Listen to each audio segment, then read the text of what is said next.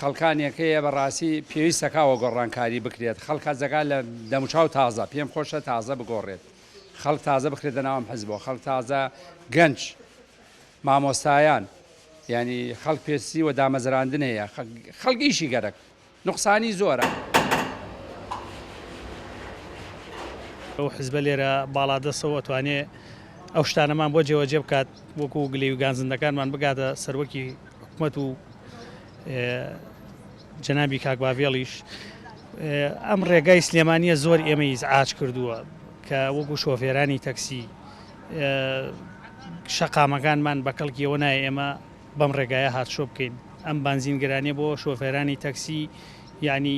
هیچ ئینێکی نێڵاوەتەوە جا بۆیە داواکەم بە زووترین کات هەڵدەن ئەم کێشانەمان بۆ چارەسەرکەن و ئەم شتانەمان بۆ ڕێکخەنەوە. کیتی نیشتمانی کوردستان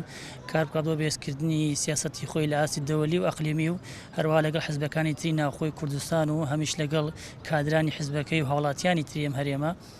گەنجان خاوەن هێز و توانایەکی لە بنهات و زەیەکی زۆرن بۆیە ئەکرێت گەنجان بکرێتە داینەمۆی بەڕێوەبردن لە ناو حیزب و هەم حکوومەتە ئەوش بێگومان بەهێنانە پێشەوە و خزمەتکردنیان بە پێدانی متمانە و ئەرک لە کار و چالاکیەکان لەم هەرێمە.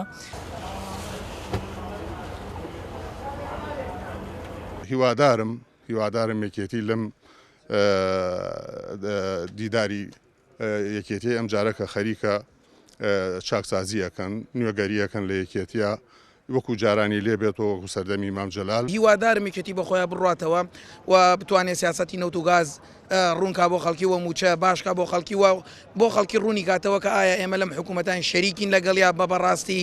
یان هەر ئەوەیە کە بە قسەی کوردەواری خۆمان پرسە گورگانەی پێکرێ